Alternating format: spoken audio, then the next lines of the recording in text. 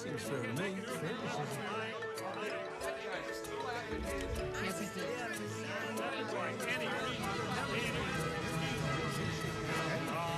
Well, if you don't know what fair is, you can't make it.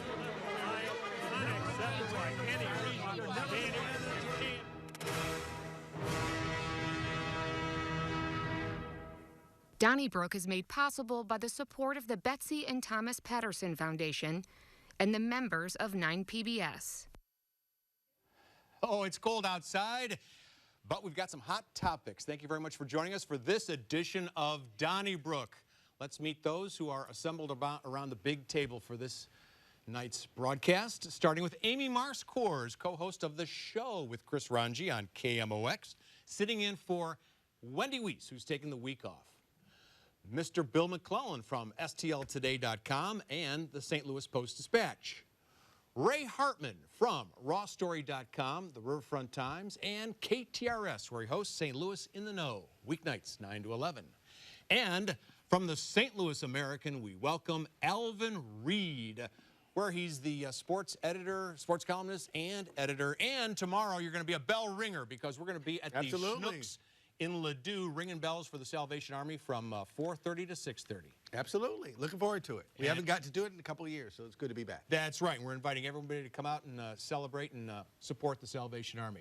Okay, Alvin, I want to ask you about a press conference you attended yesterday when Robert Tracy, the police chief of Wilmington, Delaware, was announced as the newest police chief for the city of St. Louis. He'll take over January the 9th. This is the first time in the city's history that they've gone outside the St. Louis Metropolitan Police Department for a new chief. So this is a historic decision.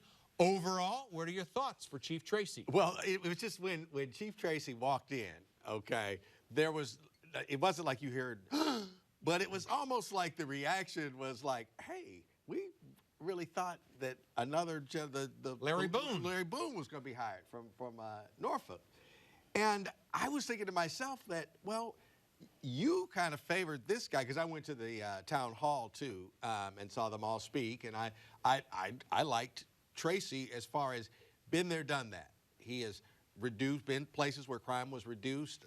His last stop in Wilmington, there's some, just factual evidence that crime was reduced.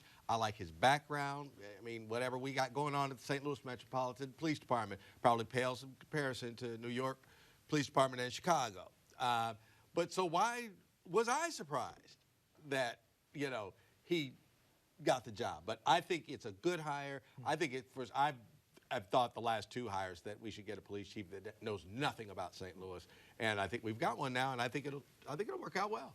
Well, I wish Chief Tracy well. I wonder about this search panel that got the four finalists, though. I mean, the one, Kelly from South Carolina, who wouldn't even come to St. Louis and then dropped out, and then Boone, who left his job, an abrupt resignation, and wasn't even there at the press conference when it announced he was leaving. I mean, that makes you think something's going on. And Tracy, I hope Tracy does well. I was hoping, I always thought we should hire from within the department, and I was rooting for Sean Dace, Major Sean Dace. So good luck to Tracy. They got a opening in Wilmington he could apply for. Yeah, they got an opening in Norfolk. Norfolk, exactly. I mean, what kind of I'm not search making team, light of it. What kind of search team comes up with these guys? Maybe they were tabbed before all this. No, I mean, let's face it, and just really briefly, this is not the plumbest of assignments because it's a tough city. Not only a tough city, and you've got some internal fighting within the police department, although it seems like the Ethical Society of Police and the Police Officers Association are kind of on the same page lately. But you're also in Missouri. Don't forget the O'Fallon police chief quit just recently over that new law, Second Amendment Protection Act, where the locals can't enforce federal laws, otherwise they get fined and maybe jailed. And you're also in a state that basically has no gun laws. Yeah. And how are you going to reduce homicide here when just about everybody can carry a firearm?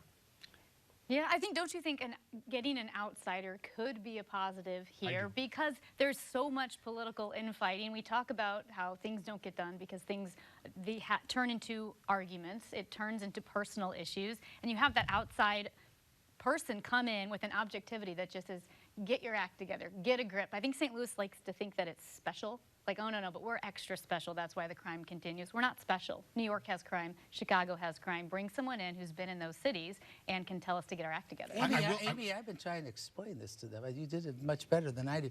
And as far as Bill and I have been arguing about this for quite a while, if things had been going so swimmingly at the St. Louis Police Department, I understand. I don't think you should automatically hire somebody from out of town. But I think the best hire in the city of St. Louis forever was Calvin Adams, for example, who came from out of town. Superintendent at the superintendent of schools. Now, wait, he worked here before he went down to Yeah, school. but he still came back. Yeah, I mean, and he was from out. He wasn't in the department, in the schools. But I think Bill and I would agree that out-of-towners often add a lot. Well, St. Louis. you know, I understand what you're saying, Charlie, and I came from Phoenix and was born in Chicago. But when you get a new person to run a place, and we've seen it at the newspaper, you have to reinvent the wheel. I mean, they don't know who to trust. They don't know.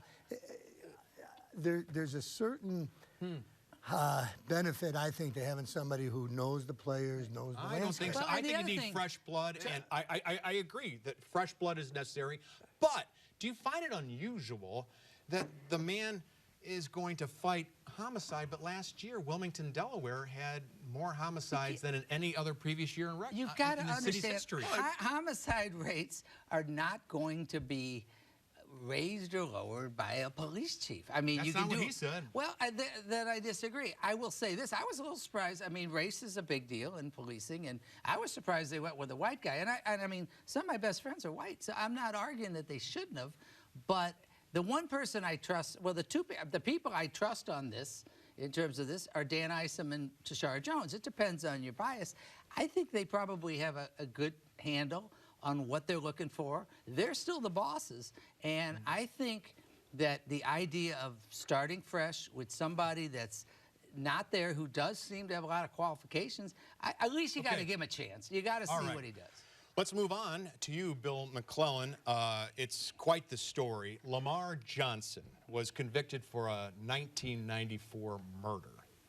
And he, since then, has spent time behind bars. This week, he's in the court of Judge David Mason. And because of a change in Missouri law, they're now taking a look at his conviction in 1994. And the circuit attorney, Kim Gardner's trying to free him. After all, the only witness to the murder has said that he was forced to give testimony that he doesn't agree with. Another guy behind bars currently, James Howard, has said that he was the one who committed the murder. And we know that at the same time, the murders were committed by guys with ski masks. And although this man, Lamar Johnson, was picked out of a lineup, we also know the frailty of human memory and how bad eyewitnesses can be when the person isn't wearing a ski mask. So overall, do you believe that Lamar Johnson should be freed? Yeah, you know, and I wrote before the very first hearing on this with the Innocence Project and Kim Gardner's integrity unit appeared in court, that I feel like I represent the 20th century, and I think he should be let go because the evidence against him was so terribly sketchy, and I thought Elking, the witnesses' recantation, sounded plausible to me. It's an uneven relationship between the homicide detective and the terrified witness. And I think Judge Mason is going to do the right thing and let Lamar Johnson go. The only thing that I hesitate about is I think he should let go, but I'm not on board with this innocence thing. You know, I thought Lamar Johnson's alibi was a terrible one, that he was, you know, his girlfriends usually will say, I was with him all night, but she couldn't because they were at a visiting friends nearby 3 miles away, and right before the time of the murder, he left, and she said, well, he was just going to do a drug deal and was only gone 5 minutes, and you can't commit a murder 3 miles away and come back in 5 minutes, but you could in 10 minutes. And I thought Mr. Howard's testimony that he did it, I was a little skeptical of that because, he said that the plan was to rob Boyd, the victim, Marcus Boyd, and if you believe Elking, and I do, the witness who recanted, the two guys came down the gangway, came to the steps and just blasted away at Marcus Boyd. Doesn't sound like an attempted robbery, but like I say, I think Lamar Johnson should be set free, and I think Judge Mason will do so.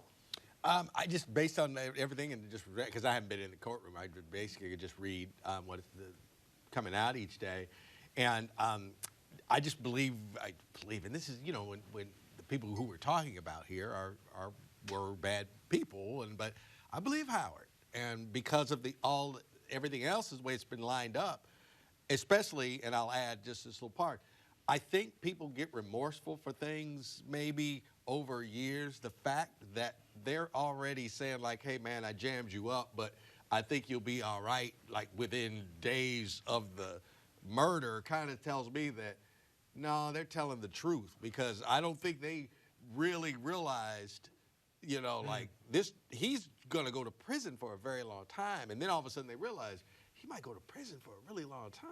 And dude don't deserve that. And we're talking, so I believe him. Well, might be. And I wrote that, when I wrote that column long ago, I said Lamar Johnson probably didn't do it. And, and I'd still say maybe might not have done it. And it doesn't matter. I think it's important to note that Greg Elking, who recanted his testimony, did so in 2003 in a letter to his minister. Yeah. And it's taken us this long, 20 years, to correct this?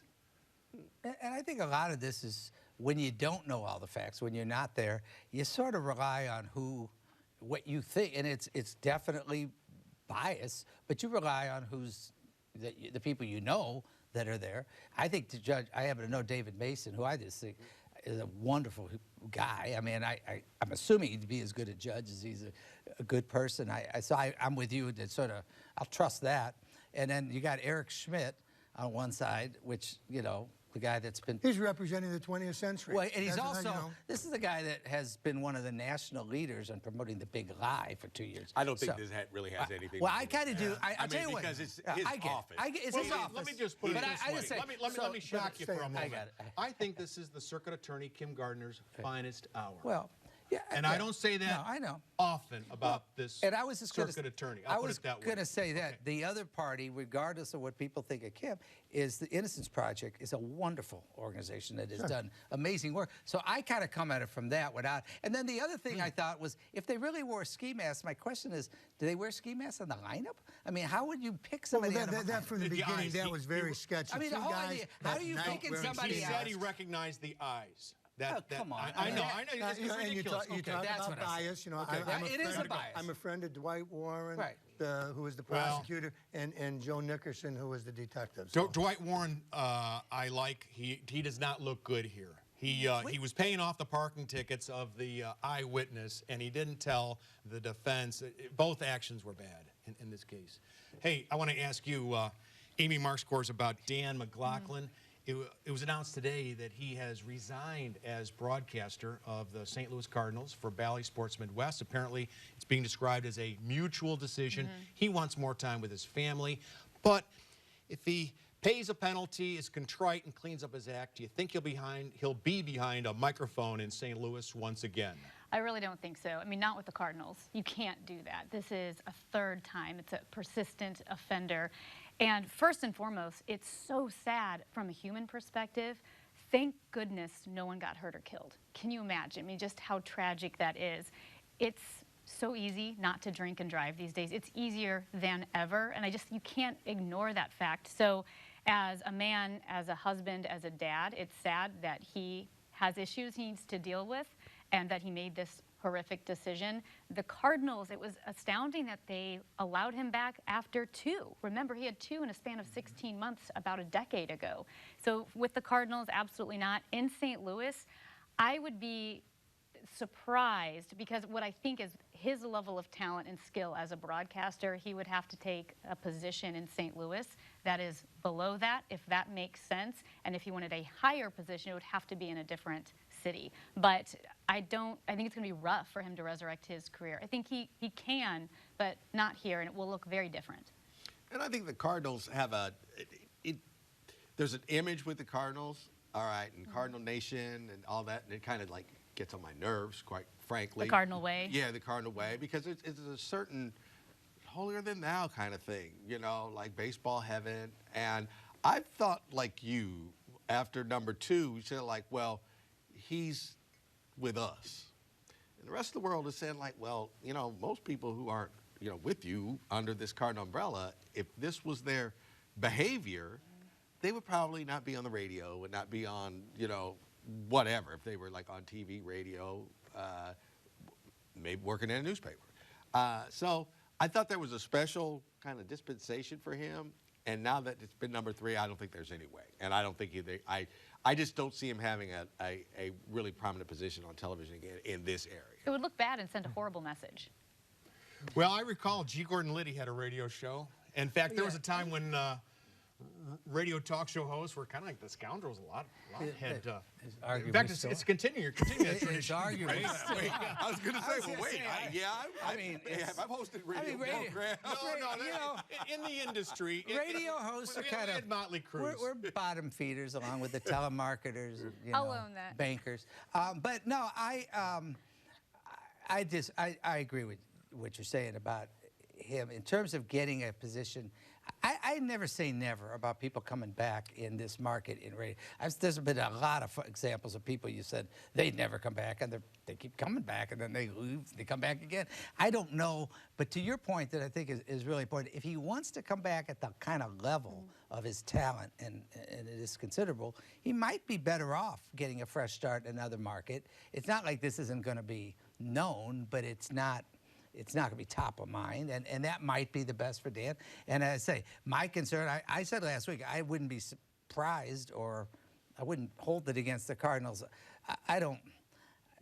The Cardinals just going to do what's best for the Cardinals. I don't think it's got to do with the Cardinal way. I think that's unfair, Ray. I think the Cardinals do a lot for the community. They do a lot for the It's not always community. In this case, I think they're going to do what's best for Cardinals, which they have a right to. I'm just saying that I don't think. Why can't you say that they'll do the right thing?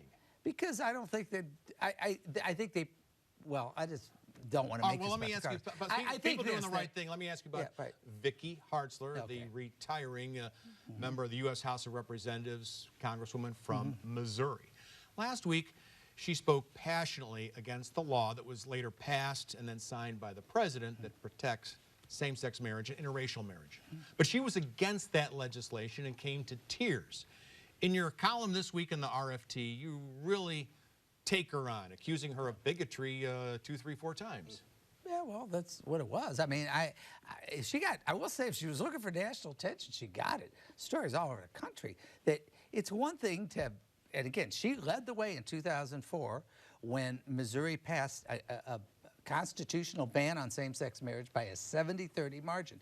And today, it's probably the reverse of that. It's close to it, at least. And times change. There's something rather spectacular about somebody being moved to tears at other people's happiness, basically. And in addition to the fact that she has a gay nephew who's been just slamming her, it's really hard to understand, or at least I'd say respect, someone being so caught up in what I do think is bigotry that they're that upset, pleading with their colleagues, and when they know it's not going to happen, to undo this terrible wrong when it's just about other people having the same rights. I think it's a very sad commentary about her. I agree with you, Ray, but if Vicky Hatrzler hadn't decided to run for Senate, and if she was running again for Congress, I'm sure she'd win easily. Oh, sure. So, sure. You know, the way I look at it, though, I mean, in 2013, the Supreme Court, to its credit, struck down the Defense of Marriage Act. But the Defense of Marriage Act was signed by Bill Clinton. Dick Durbin voted for it. Chuck Schumer voted for it. Joe Biden voted for it. Did you call all those individuals bigots? I mean, no, Barack Obama ran in 2008 against gay marriage. So did Hillary Clinton. Everybody, a lot of people moved on this issue. Maybe she's just behind 10, 20, 30 years. Can't you give her some credit that she has she's entitled to her opinions, although you disagree with them? Isn't she entitled? I never said that everybody was ever against same-sex marriage as a bigot. There was 70% of the state was against it. The point is, everybody's moved on. I will say this. But what is the point? Well, okay. You're here's the harsher point. on her I'll than tell you everybody else who just couple recently people, was if you for it. want to shout. Ann Wagner got it right. Roy Blunt got it right this time. A bunch of Republicans did. And the point is, it's one thing to cling to what I think is now, most of us would agree, is bigotry. But to be emotional about it, to me, some people say it shows how authentic she is, but I don't think it's anything to be proud of. Oh, go ahead. Oh, couldn't it be, too, that her tears are misplaced? If she's upset about the state of marriage in the United States, well, she should also be concerned about divorce rate and heterosexual marriage that isn't going swimmingly in this country, or a president who loved marriage so much he had 3 of them and 3 families, and she supported him. She loved Donald Trump. So you have to have respect for marriage on all fronts. And also, I think what people need to understand is there's a difference between civil marriage and then the establishment of holy matrimony. So if we have freedom of religion and you believe that marriage is defined as your holy scriptures say, if that's what her scriptures say, we should grant her the right to believe that religious marriage, or marriage in the eyes of God, according to her scriptures, could be a man and a woman. But she needs to understand we live in a democracy and that our laws will represent the values of our country. And so while in her church, it can be defined in that traditional sense. In the public sphere, in our democracy, it is, as the Supreme Court said, gay marriage and is legal. That's brilliant. I couldn't add up. I said you want to get a strange look. It's when you tell people, say like, you do realize when your wife got your marriage certificate and you signed it down there at the county courthouse, you were married. That's all there is there. You were married, okay? Yeah, you didn't ever have to have a ceremony. You didn't have to have anything. Your state recognizes that. So yeah, I'm with you. And then 2, boy, some of the horrific things that have happened in this country, and if that did move her to tears, I'm kind of like suspect on why this one would be. Well, with her nephew being gay, I mean, I wonder what family of gatherings are like. Well, he has said that they are not close. Well, okay. All right. Like, so let's move on because of time. We'll go to you, Amy. Marxkors on test scores in the state of Missouri are down, lower than they were pre-pandemic. This, of course, talking about the reading and math scores for 4th graders and 8th graders that just came out. I'm thinking that this should be really the biggest story people should be concerned about. Maybe we should mobilize, I'm serious about this, seniors who would then spend time with the younger students reading, because apparently kids aren't reading, and to get the reading scores up, something like that has to happen. In Texas, every kid who doesn't meet proficient standards is entitled to 30 hours of tutoring. What do you think we should do? Yeah, no, you have to focus on this. And I think when we look back at the COVID years, it's the kids. I think we failed the kids on so many levels. And I know we were all trying to find our way in the dark with the pandemic. People were doing the best that they could. Obviously, remote schooling, the virtual learning, I mean, that's impossible. When you have 30 kids, 40 kids on a Zoom call, a lot of kids, and in fact, it hurt. My goodness, it hurt the kids that had the fewest resources. Maybe you're a 2-parent household and a parent can stay home and tutor, or you have the financial resources to get a tutor. If you were already doing okay, you could keep barreling through the pandemic, but it hit those underprivileged kids the hardest, the families that were struggling. Maybe you don't have Wi-Fi, you don't have the devices. So now I think we should channel funds to making sure we can staff the schools with teachers, making tutoring available. Even like having community programs where tutors can volunteer and say, at the library, we've got 50 or 100 volunteers to read with kids, because you do have to make up that time. And I think it's going to take a lot of one-on-one. Yeah, and regardless of what side of this issue you're on, just think about the debate raging about books you can't read, and then we have kids who just can't read. Yeah. So, I mean, if that effort be put All books are books. on that, because you're right. I mean, and I think at some point when we were small, no matter what we were going to be, reading comprehension, check at a very young age. And so, like, if you can read and comprehend what you just read, you can really do anything in life. And I think that's the first step to really turning around a lot of problems. But it's reading. It's reading. We'll get to math. We'll get to science. But reading, if you could just, if you're really proficient at reading. I remember when my daughter was a teacher in Richmond, California, and she said that the problem, she was a science teacher, she said, but the kids can't read. She said, and so they take these state tests in science, and even if they understand the science, they can't read the questions. And Alvin, I always liked your idea of taking some of this Cronky money or pandemic money and just having smaller classrooms. Yeah. You know, smaller class sizes. All these are good ideas. Absolutely. I would add, people can think it's political, the state of Missouri has to put its money where its mouth is. You can't just do it with money, but you cannot do all the things you're talking about, whether it's these great ideas or teacher salaries. The state of Missouri continues, the folks running the state of Missouri continue to talk the talk, but they will not put their money where their mouth is, and that's got to change. Yeah, well, when you figure the minimum teacher salary in the state of Missouri is now $25,000, and 140 school districts are going to 4-day weeks. They should be going to 6-day weeks. Hey, let's go to the old mailbag and see what you had to say about last week's show. I was disappointed with the tone of the panel's comments concerning Dan McLaughlin. Now is not the time for your judgments on his failures, but rather the time for compassion and support for Dan and his family as they face the challenges ahead. That from Doug Walden of Crestwood. We also heard from Larry Fierstein of Chesterfield. Sorry, Larry. Before St. Louis City spends any money on a national tourism destination campaign, it needs to drastically improve its well-deserved image as a crime-infested locale. We also heard from Tom Kickham from the faculty at St. Louis University High School. Your show is appointment television for both my wife and me. However, I have to ask, is there a rule that there can't be 2 women on the panel at the same time? No. You can write us with your concerns, care of 9 PBS, 3655 Olive Street, St. Louis, Missouri, 63108. Don't forget those emails, donnybrook@9pbs.org, and those tweets. Use the hashtag DonnybrookSTL. And call the 9 line, 314-512-9094, while you listen to us on your favorite podcast source, Apple, Spotify, Google Play, and TuneIn. Thanks so much to Amy Marxkors, who sat in for Wendy Weiss, who will be back next week. Don't touch that dial. In a moment, we're going to talk to a man, John Leonard, who is now the subject of a Netflix 4-part series that is in the top 10 of all movies in about 13 countries. It's called Pepsi, Where's My Jet? And that's next on Next Up. Donnybrook is made possible by the support of the Betsy and Thomas Patterson Foundation and the members of 9 PBS.